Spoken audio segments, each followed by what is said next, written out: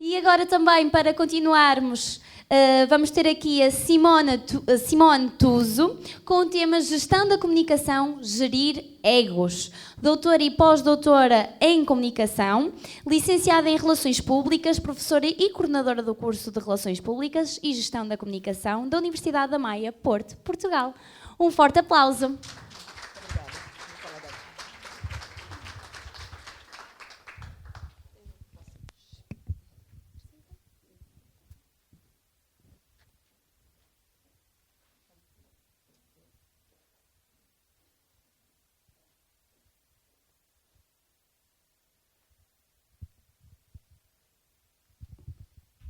Bom dia a todos. É um privilégio estar aqui. Paula Carvalho. Essa marca Paula Carvalho e tudo que você representa, sua equipe, sua dedicação, é um privilégio alinhar-me a tudo aquilo que você faz.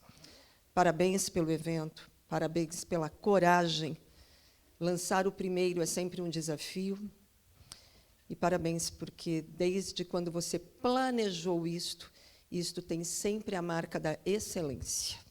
Muito obrigada pelo convite e por me permitir fazer parte deste momento, deste dia.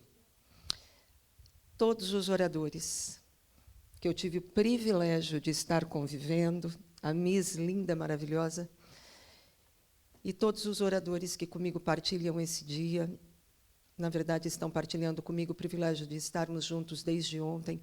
É uma alegria conhecer-vos, uma alegria estarmos juntos. E a todos vocês que aqui vieram, nessa ânsia, nessa busca do conhecimento, do partilhar, do fazer juntos, obrigado por terem vindo. É, de fato, um dia memorável. E a mim coube uma tarefa nada simples, que é gerir egos, como se isso fosse possível.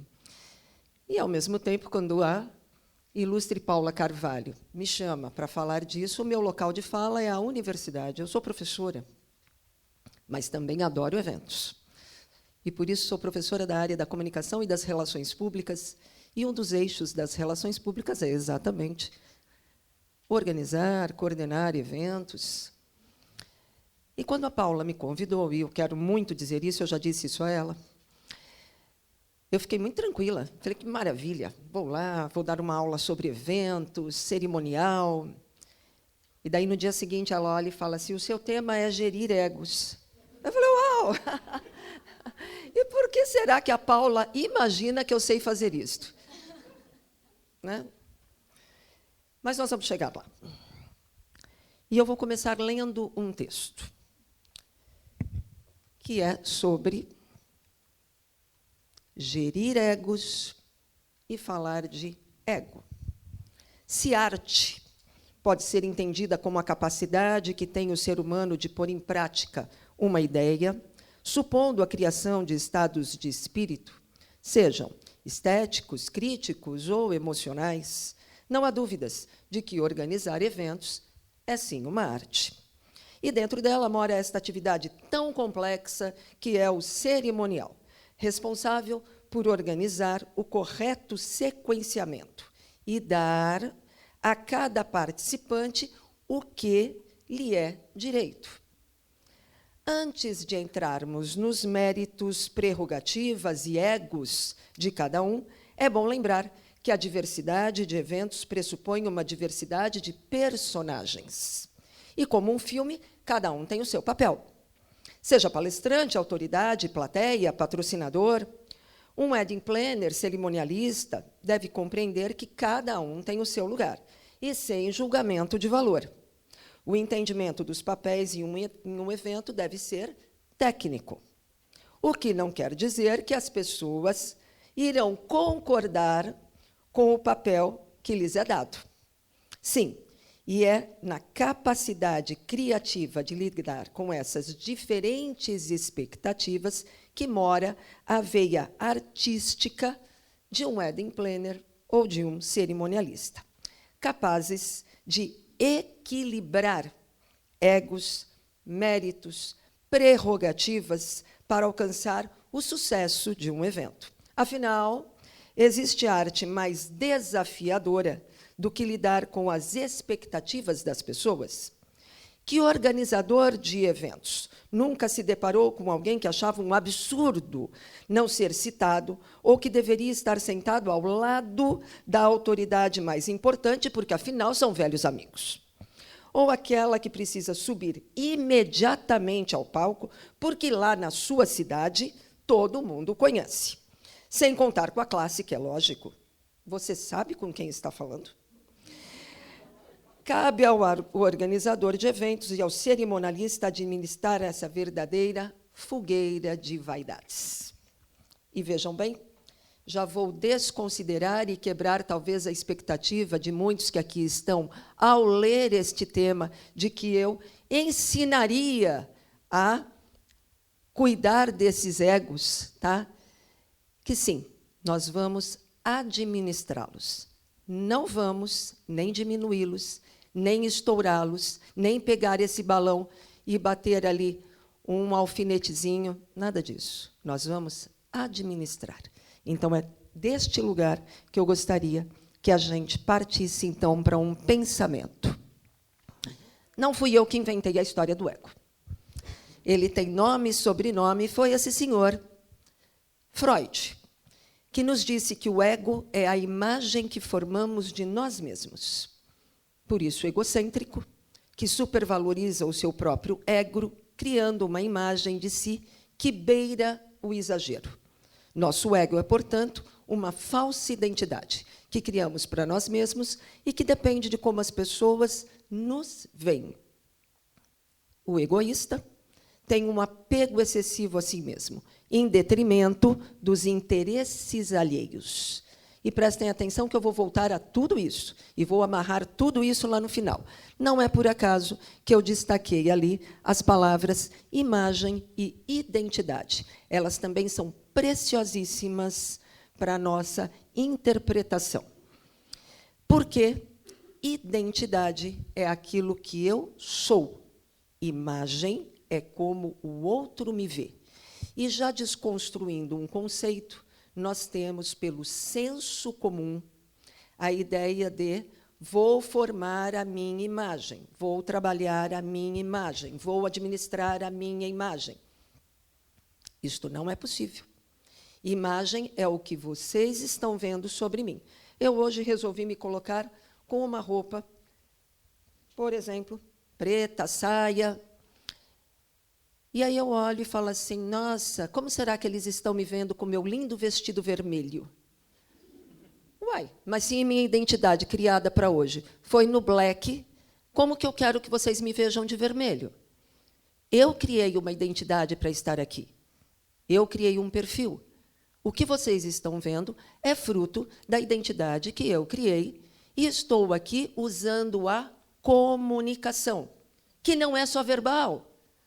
Eu estou me comunicando desde o momento que me sentei aqui, hoje, às 9h da manhã, com um olhar, com um sorriso, com um acolhimento, ou a falta dele. Não sei. Como me viram até agora? Me viram, por acaso? E se me viram como? E como estão me vendo agora, neste exato momento, quando eu exerço mais uma forma de comunicação, que é a verbal? É nesta lógica que eu penso, então, primeiro, qual é a identidade que cada um está criando para si mesmo? Qual é a identidade que eu crio e qual é a forma que eu uso? E é só na comunicação que a identidade se torna quase tangível. E quando o outro fala para mim como ele me vê, eu não posso dizer para ele, não, você está errado, não é assim, eu não sou isto. Sim, mas é isso que eu enxergo. Se eu falar para vocês, por favor, não pensem em uma bola amarela. O que vocês pensaram? Mas eu falei não. Pensem em uma bola azul. Pensei também. Pronto, pensei na amarela, na azul. Porque o não existe. O não é coercitivo socialmente. Na nossa mente, o que existe é o entregar o sim. Então, digam o que fazem. Vamos dizer o que fazemos com convicção, com propriedade, para construir uma identidade sólida. O ego precisa da presença do outro. A autoestima, não. A autoestima é o que cria exatamente a identidade. O ego precisa dos likes. Então, vamos criar uma identidade que seja sólida, para que, quando nós formos um gato, nós possamos ver o gato e não olhar para isso e achar que as outras pessoas estão vendo o leão, se eu não sou o leão. Então, eu tenho que me transformar no leão, porque, senão, isso é um egocentrismo e não vai, obviamente, resultar em nada. Mas aí eu descobri porque que, enfim, só agora, hein? Eu descobri porque que a Paula Carvalho achou que eu tinha algum talento para falar de ego.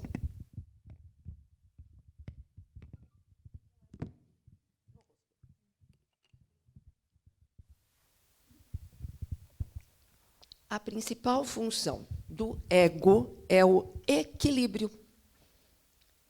E aqui moramos nós. Então, nós todos temos exatamente esta capacidade de gerir o ego. Porque o ego, segundo Freud, nós temos a impulsividade, a moralidade, ou seja, a impulsividade, onde eu penso que eu tudo posso, e a moralidade, onde eu olho racionalmente e tento equilibrar. E nós temos ali o ego, que deveria ser a racionalidade. Nós exercemos esse papel. Curiosamente, e se eu tivesse que fazer uma metáfora, são os wedding planners exatamente o ego da existência de um evento. Ou seja, aquele que tem que equilibrar, aquele que tem a racionalidade, aquele que recebe a mãe achando que é a própria noiva e a noiva que quer se esconder porque acha que nem ela é protagonista. E aqui no meio eu digo quem é quem. Ah, mas as coisas não são tão simples assim. Eu preciso de algumas reflexões. Por quê? Se eu tenho um desequilíbrio entre o id e o superego, que afeta ali o ego, eu tenho esse desequilíbrio porque eu estou em uma sociedade inflada por aquilo que a gente convencionou a chamar de egos inflados. Eu tenho, então, que compreender o local que eu estou e onde eu devo exercer essa atividade. Eu estou em uma sociedade complexa, que é voltada para o consumo, para a mídia, para a emergência, para as tecnologias da informação e da comunicação, para todos aqueles que se transformaram produtores de conteúdo. Até pouquíssimo tempo atrás, nós éramos consumidores de conteúdo. Hoje, nós somos produtores de conteúdo. Uma vida de exposição, de culto ao belo, de exageros, de extravagâncias, de competição, de manipulação, de ideias, de imagens, de conceitos. Uma vida entre o real e o imaginário, de realidade fabricada, de felicidade fabricada, de convivência com indivíduos e com avatares. Então, primeiro, eu tenho que entender o cenário. Ninguém atua com aquele que não conhece. Se eu não conhecer, se eu não perceber, se eu não conseguir compreender, eu não vou, enfim, criar um mercado forte. E é isso que eu quero, porque eu não posso viver sozinho nesta fogueira de vaidades. Eu não vou dar conta. Eu não vou dar conta. Eu preciso de um mercado forte, de um profissional forte, para ter, enfim, uma profissão forte. Juntos, é no junto que eu vou transpor e chegar ao extraordinário. O que é o extraordinário? É o que excede o ordinário. É o extra. E eu só chego a esse local da excelência, que o Rui falava, se eu tiver o quê? Por exemplo, se eu parar para prestar atenção, o mercado português é predador ou é acolhedor? Nós nos degladiamos ou nós nos unimos? Nós nos apoiamos ou nós trabalhamos na rivalidade? Isso é importante saber. Eu preciso saber se eu tenho par ou se eu tenho concorrente. E se esse meu concorrente ele é predador ou ele é um aliado. É claro que nós estamos falando de business, óbvio, mas para isto como que eu vou fazer com que as pessoas possam compreender que eu sou importante? Benchmarking.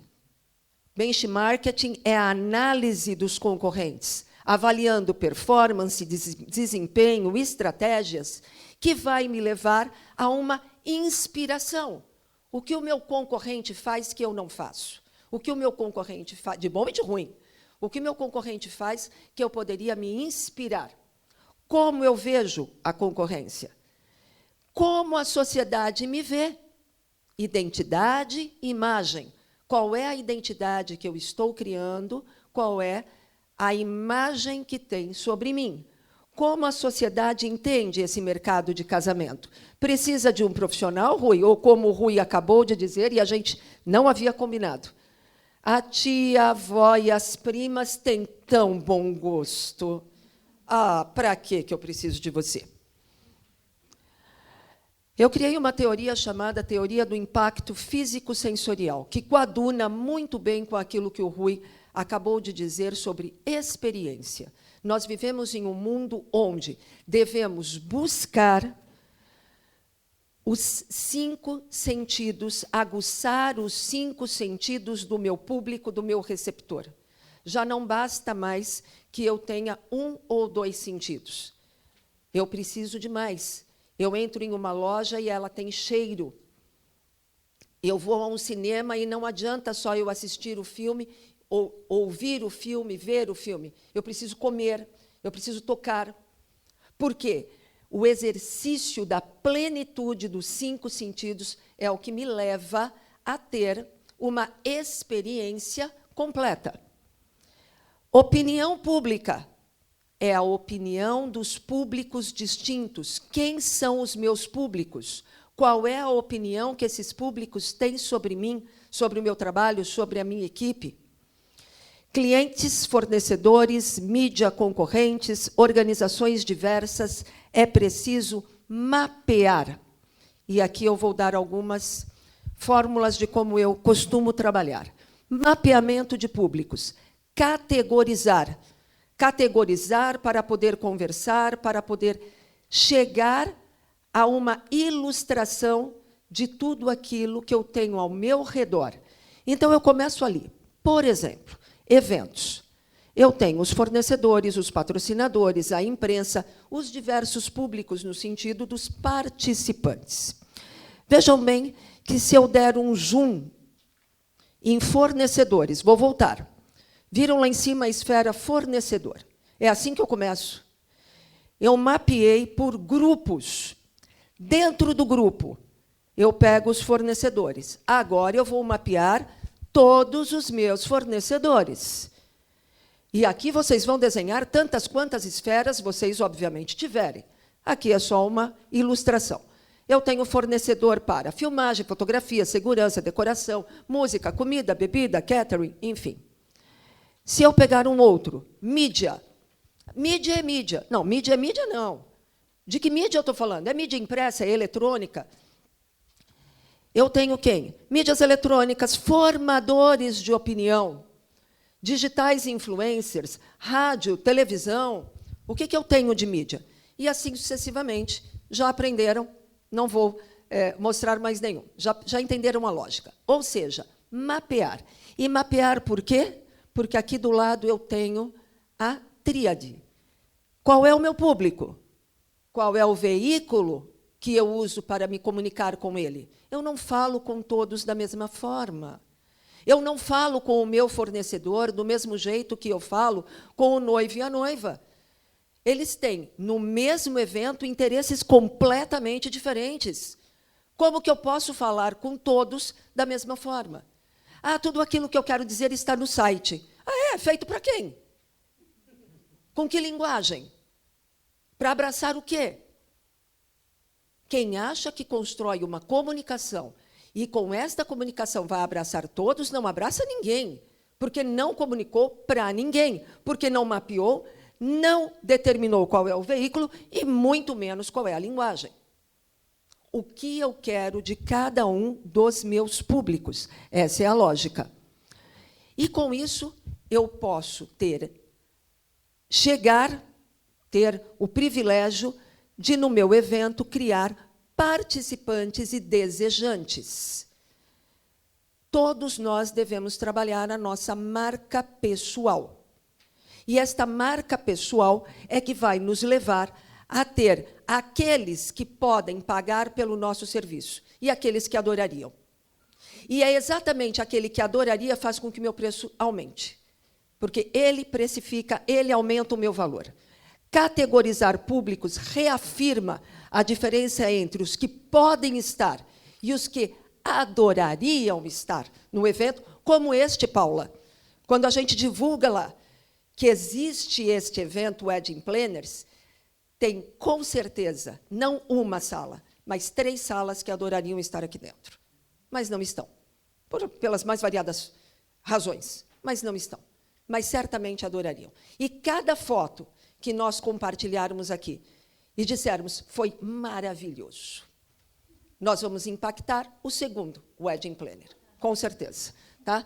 Fornecedores, convidados, patrocinadores, todos eles. E não só público, não só aquele que participou. O meu patrocinador, mas eu adoraria patrocinar esse evento. Eu adoraria que meu nome aparecesse ali. O meu fornecedor. Poxa, mas o meu sonho é fornecer para o evento do Rui. Tá? Quando eu crescer, é ali que eu quero chegar. Na cultura do ego, importante criar um ambiente instagramável. Prestem atenção. Isto virou um verbo que não quer só fazer referência ao Instagram. Isso é um verbo comunicacional que vai dizer o que efetivamente é para ser mostrado. E nesta cultura do ego, que eu já disse que eu não vou desinflar, porque ela tem lá as suas qualidades para o meu evento, para o meu trabalho, para a minha marca, porque eu quero o quê? Que essas pessoas que consomem a marca Tuso de Bom fiquem absolutamente felizes em consumir a marca Tuso de Bom e dizer para o outro, não conhece? Local visualmente atrativo que desperte o interesse do cliente em tirar selfies, em compartilhar nas suas mídias digitais, reafirmando a sua qualidade de pertencente. E ele vai fazer o quê? Aumentar não só o seu ego, mas despertar o interesse do desejante. Curtidas nas fotos enchem egos, porque esta é a sociedade do espetáculo. Quem disse isso é um autor chamado Guy Debord. E, para isso, nós criamos ambientes instagramáveis. A noiva jogava o buquê e isso demorava 2 minutos. Agora ela distribui 30 cadeados de uma caixa que não abre nunca nessa vida. Tá? E eu passo meia hora com aquele povo todo colocando a chave ali, aquela caixa que não abre. Para quê? Primeiro, porque o evento ficou comprido toda a vida. Né? Eu tenho que ter atividades para alguma coisa que começou às 10 da noite, precisa terminar às 5 horas da manhã lá na feira para comer pastel. Então, até isso tudo, eu tenho que criar, né, brincadeiras que não acabam mais. Então, agora não se joga só buquê, joga o Santo Antônio também, que é para ajudar a desencalhar as encalhadas. Noivo resolveu jogar caixa, e que bom quando lembra de tirar a garrafa de lá de dentro, que é para não acertar na cabeça de ninguém e não matar o convidado. Então, joga a caixa vazia, graças a Deus, e quem pega, que já está mais bêbado do que o que tinha dentro da caixa, fica feliz, porque vai continuar a cerimônia depois disso. Ou seja, joga-se de tudo. Tá? E corta a fita, e amarra a fita, e joga, e distribui Santo Antônio, e, enfim, tudo isto é um ambiente instagramável. Um ambiente para dizer, noiva, você não contratou a Paula Carvalho? Bem, Eu fiz tudo isso no meu casamento. Tá? Joguei Santo Antônio, cortei fita, joguei garrafa. Por quê? Porque ela cria essa relação de pertencimento, de estar, de construir um evento voltado para a sociedade que vivemos. Eu não vou mudar esta sociedade, pelo menos não nesta lógica de vou fazer o meu evento contra esta maré. Então, eu vou fazer o melhor, aproveitando de uma sociedade que tem essa perspectiva. E por isso que aqui, junto comigo, cada um dos palestrantes tenha trazido prismas de localização, de pessoas, de públicos. É com isso que eu lido. Eu lido com públicos distintos. E, ao lidar com esses públicos, eu tenho que, então, gerir os egos. Gerir os egos, e aí sim somos nós, é praticar este equilíbrio do id, que acha que tudo pode, comigo, o ego, que sei o que é possível. Vou, então, pensar que somos nós mesmos que precisamos ser contratados neste mercado forte, nesse mercado que precisa de alguém que compreenda o que é trabalhar com o mercado. Mas, sobretudo, eu tenho que enxergar as pessoas, porque em terra de egos, quem enxerga o outro é rei. Okay? Obrigada.